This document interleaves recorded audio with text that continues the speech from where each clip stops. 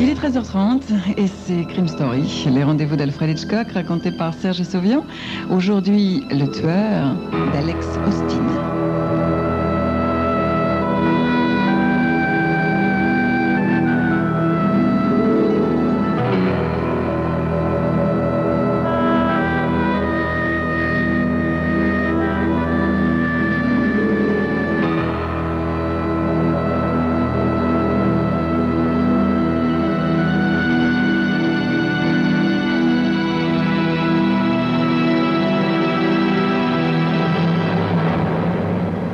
Tuer quelqu'un, ça fait tout de même un drôle d'effet. Ouais. Un drôle d'effet. Ryder avait peine à croire qu'il avait tué le petit homme gras étendu à ses pieds dans une mare de sang.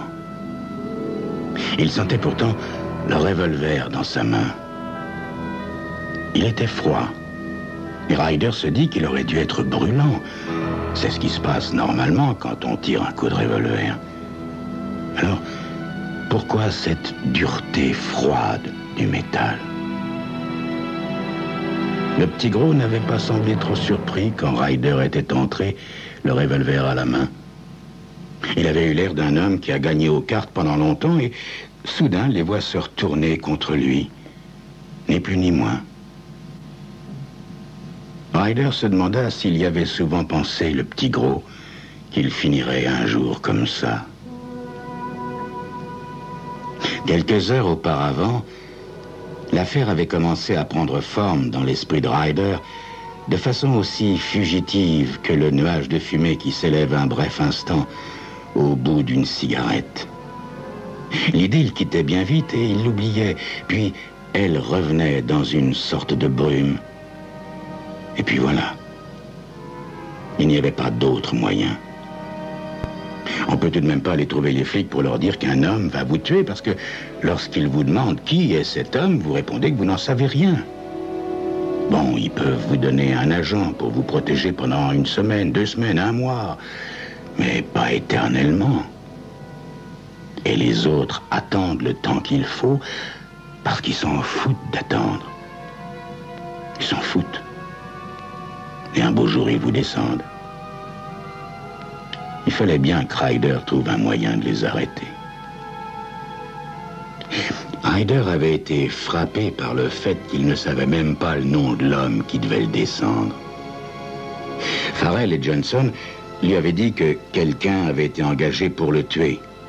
Et ça l'avait fait bien rire. Il leur avait répondu que Back Bay avait bien trop peur pour tuer quelqu'un et qu'on n'était plus dans le Chicago des années 30. Il leur avait dit aussi d'arrêter de parler comme s'ils jouaient les rôles de George Raft ou James Cagney dans un film de gangster. Johnson avait haussé les épaules. Comme tu veux, Ryder. Comme tu veux, mon gars. Oublie ce que je t'ai dit. Mais Farrell, le petit Farrell, avait lourdement insisté. Peut-être que ça n'arrivera pas. Peut-être que t'as parfaitement raison, Ryder, et qu'on joue la comédie. Mais prends quand même la chose en considération, mon garçon. C'est un conseil d'ami. Enfin quoi, les gars, je comprends pas, là. J'arrange des combats de boxe dans une salle de katsu. Des types comme Back Bay se mouillent pas parce qu'une cloche quelconque leur donne des noms d'oiseaux dans un club du coin. C'est pas ça, mon gars, c'est pas ça, dit Johnson. Écoute-moi, tu te rappelles cette poulette qu'on appelait Dottie Stone, une petite rouquine, tu vois qui je veux dire? Oui, et alors? Bah voilà, elle sortait avec Back Bay. Et Back Bay, c'est un mec susceptible, tu vois ce que je veux dire? Fallait pas que tu touches à sa rouquine.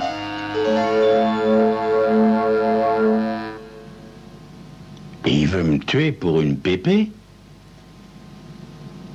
Back Bay, il tue personne, mon vieux Ryder. Il met tout simplement 2 billets de 1000 dans une enveloppe et il la donne à quelqu'un qui sait même pas comment il s'appelle, si ça se trouve. Et dans 1 semaine ou 1 mois, il y a un mort. Et puis c'est tout. Voilà où le gars habite, avait conclu Farrell en mettant un bout de papier sur la table. Où habite qui? Demanda Farrell.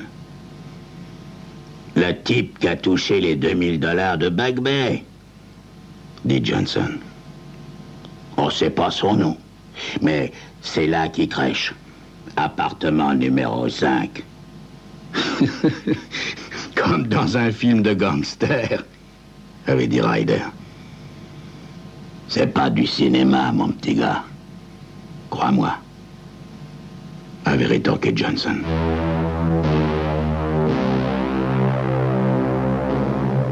Ryder sursauta en entendant s'ouvrir la porte d'entrée de l'autre pièce. Il enfouit le revolver dans sa poche et resta sans bouger, ne sachant ni où aller, ni quoi faire. Il avait tué un homme. L'homme gisait mort à ses pieds et il entendait quelqu'un appeler de l'autre pièce. « Max ?» Une voix de femme. Ryder s'éloigna de la porte de la chambre à coucher. Le cadavre était vers la fenêtre et on ne pouvait pas ne pas le voir de l'entrée. « Max, tu es là ?»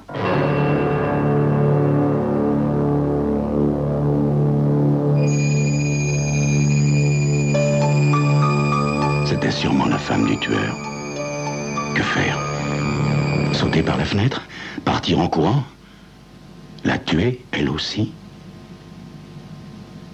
C'est ce que vous saurez dans quelques instants.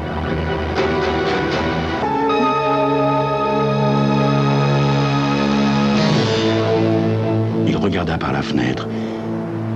Il n'y avait pas d'échelle d'incendie. Impossible de sortir de la pièce. S'il essayait de se cacher, elle entrerait tôt ou tard, il découvrirait. Alors il faudrait peut-être qu'il la tue. Elle aussi. Rapidement, attentif à ne faire aucun bruit, il alla vers le cadavre et le poussa dans une profonde embrasure entre la fenêtre et les tentures vertes. La femme ne pourrait pas le voir, même si elle entrait dans la pièce. Puis, il se leva et pénétra calmement dans le living room. La femme avait quitté son manteau et le pendait dans un placard près de la porte. « Bonjour, madame. » La femme se retourna d'un bloc en étouffant un cri de surprise. « Je suis vraiment désolé de vous avoir fait peur, madame. » Elle se tenait adossée au mur, s'appuyant contre la cloison comme si elle espérait la traverser pour se mettre à l'abri dans une autre pièce. C'était une femme plutôt petite, à la figure ronde, la quarantaine environ. Elle portait une robe d'intérieur de cotonnade bleue, des souliers sans talons et pas de bas. Elle n'était pas fardée et son visage avait un air de fatigue bien lavé. Une femme très simple, en fait, de celle qu'on voit à la douzaine dans n'importe quel monoprix de quartier pendant la journée. Ryder était surpris de trouver une femme d'apparence aussi simple dans de pareilles circonstances. Parole, il devait s'être figuré qu'il allait tomber sur Gina Harlow. « J'attendais votre mari, madame. Je suis entré dans la chambre pour voir s'il faisait une petite sieste. »« Oh oui, c'est ce que Max fait toujours quand il est à la maison. Il aime beaucoup dormir. Oh, vous savez, vous m'avez fait une de ces peurs. Dites-moi, est-ce que je vous ai déjà vu? » »« Non, je crois pas, madame. Je travaille pour la même entreprise que votre mari. »« Ah, bien. Voulez-vous vous asseoir? » »« Vous pensez qu'il va bientôt rentrer? » »« Je ne sais pas, monsieur. Parfois, il m'annonce qu'il sera à la maison pour dîner, et puis il vient pas, sans même me téléphoner ni rien. Vous savez ce que c'est. » Ryder acquiesça. Il y avait chez cette petite femme quelque chose de foncièrement honnête. Et il se dit qu'elle lui plaisait bien. Il se demandait comment elle avait pu épouser un tueur professionnel. Ça ne collait absolument pas. « J'arrive juste de chez le boucher. J'ai fait mes courses pendant 2 heures. Vous savez, le mois dernier, Max m'a acheté un de ces gros réfrigérateurs avec congélateur. Vous savez, où on peut mettre toutes les quantités de nourriture qu'on veut pour des semaines et des semaines. Le premier mois que nous l'avons eu, le réfrigérateur était bourré de toutes sortes d'aliments et je ne suis pas allé une seule fois dans les magasins. Alors vous savez ce qui est arrivé? Ah, c'était drôle. Je me promenais dans la rue un jour et voilà que Madame Rosen, qui habite ici au bout du couloir, m'arrête et me dit « Madame Wolfersen, quand vous est-il arrivé? Je ne vous ai vu nulle part. Vous ne sortez plus.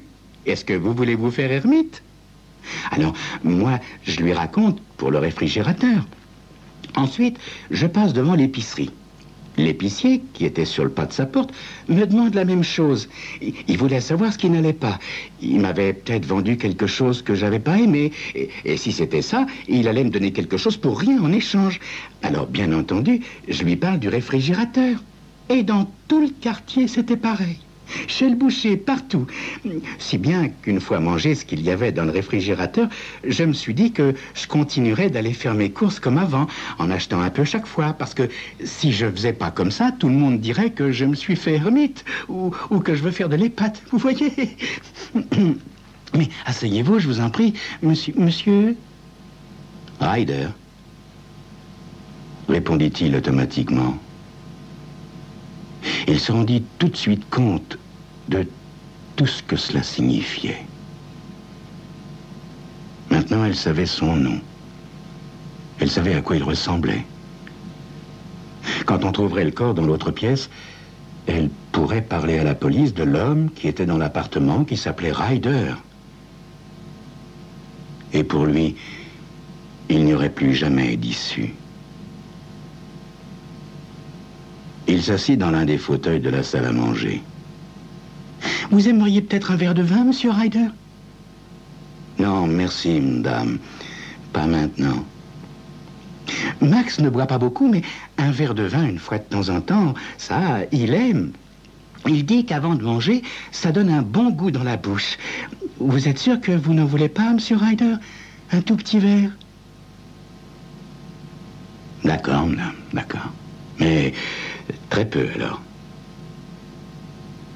Elle sourit, visiblement contente, et se dirigea vers le buffet. Elle revint avec une carafe en faux cristal de roche, à demi pleine de vin. Puis, elle posa un verre devant lui. « C'est ma cousine Liliane qui le fait. Elle fait du vin pour toute la famille. On la taquine parfois en disant qu'elle doit avoir les pieds tout rouges. Et Freddy, son mari, ajoute même qu'elle est rouge partout, à force de faire du vin. Mais goûtez-le, monsieur Ryder, goûtez-le, dit-elle en s'asseyant à son tour devant la table. Allez-y, c'est un très bon vin. Moi, j'en bois pas parce que ça me fait tourner la tête. Une petite gorgée et je suis prête à tomber. Mais Max, il en boit, lui. Allez-y, monsieur Ryder.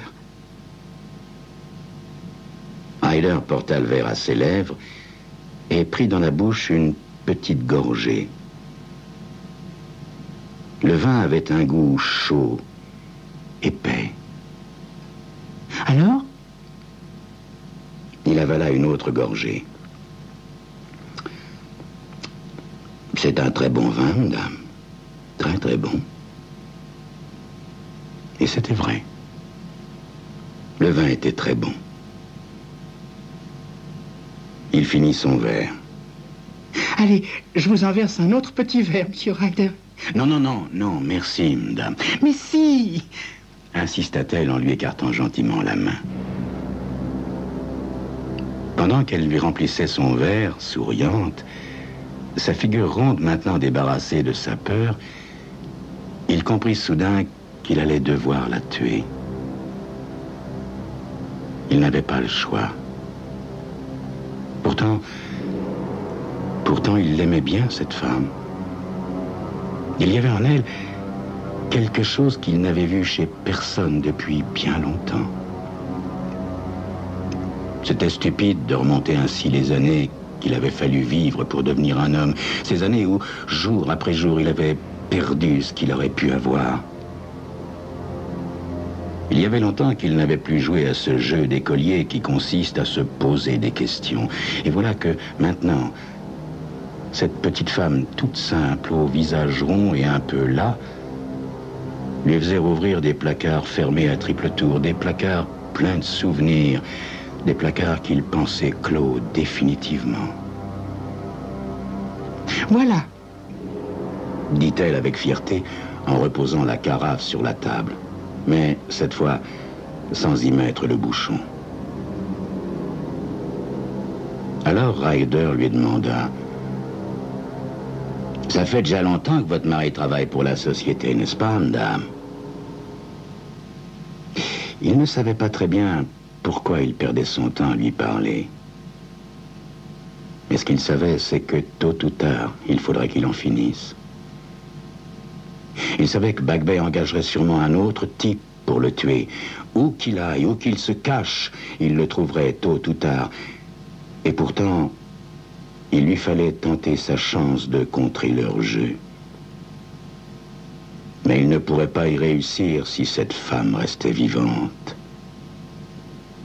Ça fait 15 ans que Max travaille pour la société de M. Roswell. Ça fait longtemps. Enfin, je veux dire, longtemps dans une même place. Je pense qu'un de ces jours, ils vont lui offrir une montre en or ou quelque chose comme ça pour ses années de bons et loyaux services, comme on dit. Max dit que c'est une très bonne place. De temps en temps, je lui dis: « Mais enfin, Max, tu pourrais peut-être trouver un meilleur emploi dans une de ces grosses compagnies d'assurance-vie, comme la Métropolitane. » Et il me répond qu'il est très content de celle qu'il a chez M. Roswell, qu'il ne veut travailler pour personne d'autre. Alors, pourquoi discuter avec lui, hein? Croyez-moi, M. Ryder, essayer de discuter avec Max, c'est comme parler à un mur. Compagnie d'assurance. Ryder ne put s'empêcher d'être amusé d'abord et puis attristé ensuite. Parce qu'il avait presque espéré avoir commis une erreur. Il avait presque espéré qu'elle lui dirait que son mari était tailleur ou laitier, qu'elle n'aurait pas connu le nom de Charlie Roswell. Il s'était mis à espérer que Johnson et Farrell avaient parlé comme des acteurs d'un vieux film de gangster. Il s'était même mis à espérer qu'il n'y avait pas de mort dans l'autre pièce et qu'à tout instant, ce petit homme absurde et gros qu'on appelait Max allait passer la porte pour venir embrasser sa femme. Alors elle irait peut-être chercher dans le buffet un autre verre qu'elle remplirait pour lui et ils resteraient tous les trois assis autour de la table de la salle à manger à boire le vin chaud et lourd de la cousine Liliane. Mais il savait en même temps que rien de tout cela ne pouvait être vrai. Il mit lentement la main dans la poche de son manteau, sentit la crosse du revolver petite et froide dans sa main. Il ne savait pas pendant combien de temps il allait rester assis avec cette femme, à cette table, à boire ce vin, à l'écouter lui parler de cousine, de réfrigérateur et de Madame Rosen. Mais il savait que tôt ou tard, il lui faudrait sortir le revolver de sa poche. Regarder pendant un affreux moment les yeux affolés de cette petite femme simple et gentille. Et puis appuyer sur la détente, comme il l'avait fait dans la pièce à côté. Ensuite, il descendrait dans la rue, envahi par la nuit, libre. Enfin, libre pour un certain temps. Et pendant longtemps, très longtemps, il garderait dans la bouche un goût de vin fou. Ce vin que la cousine Liliane avait fait avec ses pieds qui étaient tout rouges, comme peut-être le reste aussi. Alors, lentement, très lentement, comme dans un film de gangster au ralenti, Ryder sortit le revolver de sa poche et, presque sans viser, presque en fermant les yeux, il tira 3 fois. Puis, il quitta la pièce.